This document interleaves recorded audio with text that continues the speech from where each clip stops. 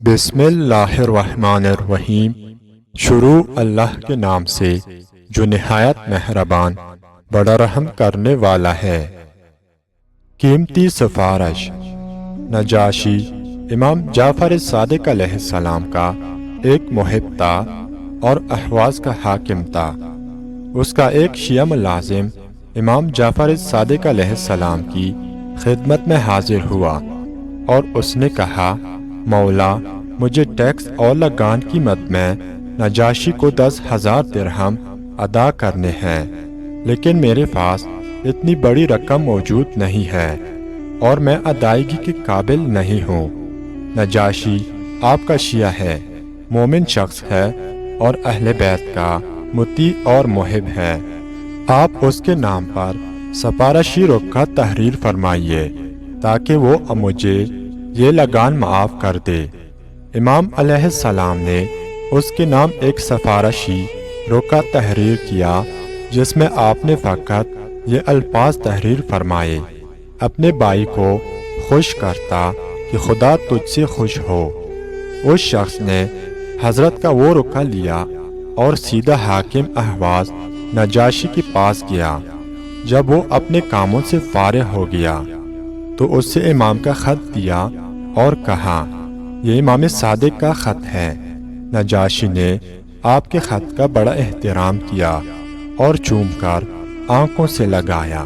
خط پڑھنے کے بعد اس نے کہا کہ اب بتاؤ تم کیا چاہتے ہو۔ اس شخص نے کہا کہ مجھ پر لگان کی رقم 10,000 درہم بنتی ہے اور میں اسے ادا کرنے سے قاصر ہوں۔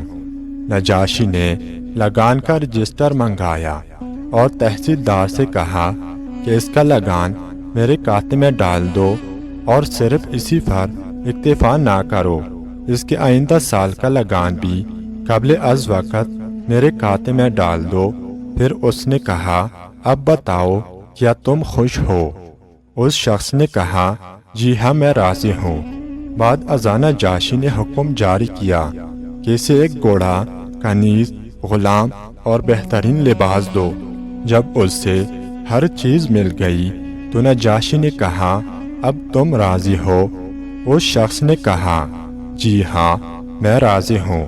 اس کے بعد نجاشی نے کہا، میرے دفتر کا تمام ساز و سامان اس کے حوالے کر دو۔ الغرض وہ شخص خوش ہو کر نجاشی کے پاس سے لوٹا۔ پھر کچھ عرصہ بعد وہ مومن امام علیہ السلام کی خدمت میں حاضر ہوا اور اس نے امام کے سامنے نجاشی کے حسن سلوک کا تذکرہ کیا۔ امام نجاشی کے طرز عمل کو سن کر بہت خوش ہوئے۔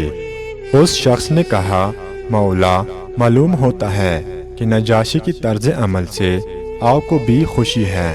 امام نے فرمایا، جی ہاں، اس کے طرز عمل سے اللہ اور رسول خدا بھی خوش ہوئے ہیں۔